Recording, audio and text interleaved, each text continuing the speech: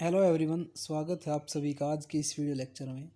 आज के इस वीडियो लेक्चर में हम कक्षा 12वीं के विषय राजनीति विज्ञान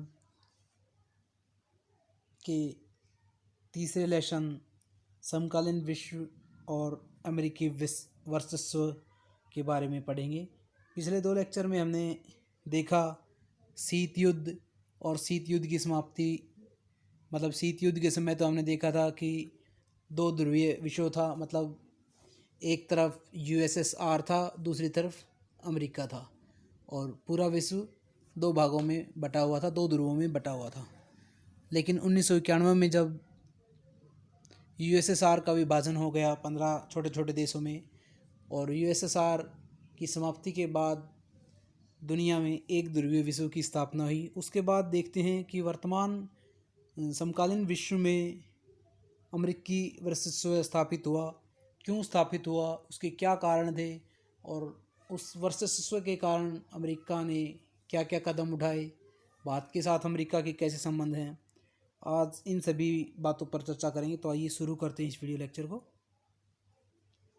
हमने देखा कि शीत युद्ध का अंत हो गया और अमेरिका विश्व की सबसे बड़ी शक्ति के रूप में उभरा। अमेरिकी प्रभुत्व या एक ध्रुवीय विश्व युग का आरंभ हुआ। नई विश्व व्यवस्था की शुरुआत हुई। संयुक्त राष्ट्र संघ द्वारा इराक के विरुद्ध बल का प्रयोग की अनुमति दिए बिना भी अमेरिकी राष्ट्रपति जॉर्ज बुश ने इराक पर हमला किया और इस तरह इसे नई विश्व व्यवस्था की संज्ञा दी। तो ये थी शीत युद्ध के बाद अमेरिकी वर्चस्व की शुरुआत। देखते हैं कि वर्चस्व शब्द का क्या अर्थ है। वर्चस्व यानी आधिपत्य।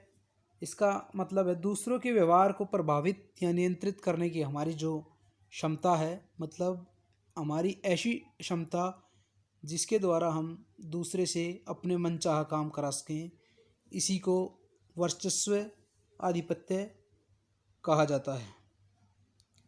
इतिहास बताता है कि विश्व में किसी भी देश का वर्चस्व स्थायी नहीं रह सकता।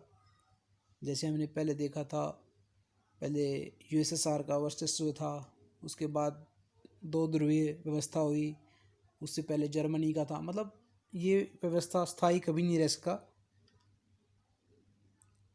विश्व राजनीति में विभिन्न देश या देशों के समूह ताकत पाने और कायम रखने की लगातार कोशिश करते रहते हैं। जैसे पहले जर्मनी, जापान, फ्रांस, इंग्लैंड ने पूरे विश्व पर कब्जा किया हुआ था। विश्व के अधिकतर देश इंग्लैंड के गुलाम थे, लेकिन उनका भी वर्चस्व स्थापित नहीं रह सका। यह ताकत सैन्य प्रभुत्व और आर्थिक शक्ति, राजनीतिक रुतबे और सांस्कृतिक विकास के रूप में होती है। अमेरिकी वर्चस्व की शुरुआत सोवियत रूस के 1991 में विघटन के बाद हुई, लेकिन द्वितीय विश्व युद्ध के बाद अमेरिका विश्व की सबसे बड़ी शक्ति बनकर उभरा था। विश्व पर वर्चस्व का क्या प्रभाव पड़ा, तो अमेरिका का जब पूरे विश्व पर वर्चस्व स्थापित हो गया तो उससे क्या क्या फ़र्क पड़ा देखते हैं हम। इराक ने कुवैत पर हमला किया। संयुक्त राष्ट्र संघ ने कुवैत को मुक्त कराने का फैसला लिया। मतलब संयुक्त राष्ट्र संघ का फैसला नहीं था ये लगभग अमेरिका का ही फैसला था। यूएन ने इसे ऑपरेशन डेजर्ट स्टॉर्म सैनिक अभियान का नाम दिया। मतलब इराक ने जो कुवैत पर हमला किया था और संयुक्त राष्ट्र संघ ने कुवैत को जो मुक्त कराने के लिए जो अभियान चलाया, उसको नाम दिया गया ऑपरेशन डेजर्ट स्टॉर्म। संयुक्त राष्ट्र संघ की आड़ में ये सिर्फ अमेरिका का अभियान था और इसकी जितनी भी सेना थी उसके जो प्रमुख जनरल थे वो भी अमेरिकी थे, और 34 देशों की इस सेना में 75% सैनिक अमेरिका के थे। इराक की हार हुई। इसके अतिरिक्त समुद्री मार्ग, स्वतंत्र व्यापार, उदारीकरण, सीटीबीटी, विश्व बैंक, अंतर्राष्ट्रीय मुद्रा कोष और आर्थिक प्रतिबंध द्वारा प्रभाव डालना, ये सभी विश्व पर वर्चस्व के प्रभाव हम देख सकते हैं। अब हम देखेंगे कि अमेरिका के वर्चस्व को बनाने वाली मुख्य घटनाएं कौन कौन सी थी। सबसे पहले प्रथम खाड़ी युद्ध। इसमें अमेरिका ने अपनी शक्ति का प्रदर्शन किया। इसे कंप्यूटर युद्ध, या वीडियो गेम वार्स की संज्ञा दी गई थी। 1992 से 2000 चुनाव में बिल क्लिंटन अमेरिका के राष्ट्रपति निर्वाचित हुए। उन्होंने अंतर्राष्ट्रीय मामलों में दिलचस्पी नहीं दिखाई। 1999 में यूगोस्लाविया पर सैन्य कार्रवाई की गई, जबकि वहाँ अल्बानियाई लोगों ने आंदोलन किया। इसको दबाने के लिए नाटो सेनाओं ने कोसोवो पर अपना कब्जा जमा दिया। 1998 की एक घटना है नैरोबी केन्या की, जहाँ पर अमेरिकी दूतावास पर बमबारी हुई थी, जिसका जिम्मेदार अलकायदा आतंकवादी इस्लामी संगठन को माना गया था। और इसका बदला लेने के लिए अमेरिकी राष्ट्रपति ने जो ऑपरेशन चलाया उसको नाम दिया गया ऑपरेशन इनफाइनाइट रीच।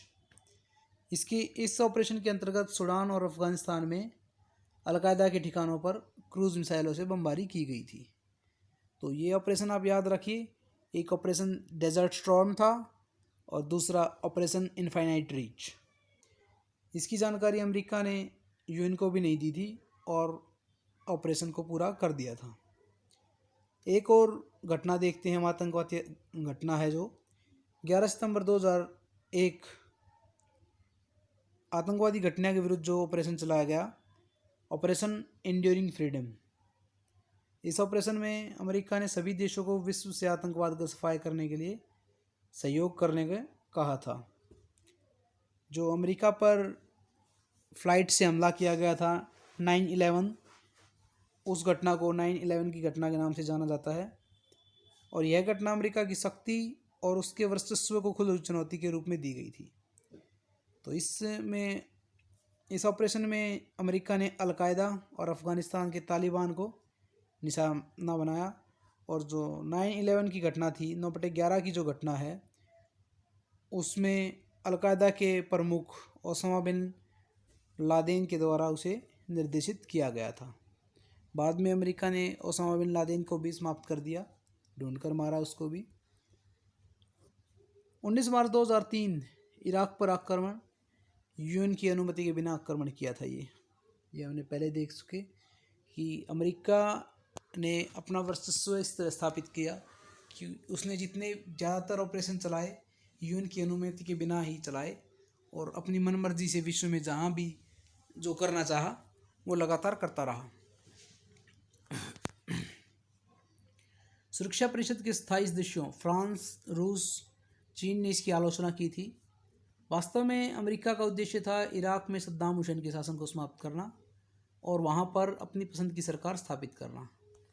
और जैसे ही वो वहाँ पर अपनी पसंद की सरकार स्थापित करेगी, वहाँ के जो तेल भंडार के नियंत्रण थे, जो तेल भंडार थे, उन पर अपना नियंत्रण स्थापित कर लेगा। अमेरिका का ये छुपा हुआ मोटो था इसमें। इसे नाम दिया गया ऑपरेशन इराकी फ्रीडम। तो अमेरिका ने वहाँ पर हमला करके सद्दाम हुसैन को बंदी बना लिया और उस पर मुकदमा चला दिया गया और दिसंबर 2006 में उसे फांसी दे दी गई। और अमेरिका ने एकमात्र महाशक्ति के रूप में आने के पश्चात राजनीति को अपनी इच्छा अनुसार चलाने का प्रयास किया है। लेकिन यह बात जग जाहिर है कि किसी भी देश की जो वर्चस्व है निरंतर स्थापित नहीं रहा, हमेशा के लिए स्थापित नहीं रहेगा। इसलिए बात कहा गया कि यह दादागिरी कहीं भी गांव, नगर, प्रांत, राष्ट्र या विश्व में अधिक दिन तक नहीं चलती, उसे चुनौती मिलती है। और ऐसा ही हमें देखने को मिलेगा और मिल भी रहा है कि अमेरिकी जो दादागिरी है उसको चुनौती मिलनी शुरू हो रही है। अब हम देखते हैं अमेरिका के वर्चस्व के कारण क्या क्या थे, क्यों अमेरिका का पूरे विश्व पर वर्चस्व बना हुआ है। सबसे पहला, अमेरिका अपने सैन्य प्रौद्योगिकी पर इतना खर्च करता है, उसकी जो सैन्य प्रौद्योगिकी है विश्व के अन्य देशों से इतनी आगे है कि उसकी कोई भी बराबरी नहीं कर सकता है। क्यों नहीं कर सकता? क्योंकि जितना पैसा अमेरिका के नीचे के 12 ताकतवर देश अपनी सैन्य क्षमताओं में करते हैं, खर्च करते हैं, उतना अकेला अमेरिका करता है रक्षा पर खर्च। मतलब उसके नीचे के जो 12 देशों के जो रक्षा बजट है उतना अकेले अमेरिका का रक्षा बजट है। इसलिए वो रक्षा के मामले में, अनुसंधान के मामले में, प्रौद्योगिकी के मामले में और बाकी देशों से काफ़ी आगे चला गया है। दूसरा हम देखते हैं, द्वितीय विश्व युद्ध से पहले ब्रिटिश नौसेना ने पूरे विश्व पर कब्जा कर रखा था और दूसरे विश्व युद्ध के बाद कोई ऐसा स्थान नहीं, महासागर नहीं, जहां अमेरिका नौसेना ना हो। मतलब कि उसने अपनी नौसेना को इतना मजबूत बना लिया कि पूरे विश्व पर अब अमेरिकी नौसेना का कब्जा हो गया है। अंतरिक्ष में अधिकांश उपग्रह अमेरिका के हैं। इंटरनेट अमेरिकी सैन्य अनुसंधान परियोजना के परिणाम है।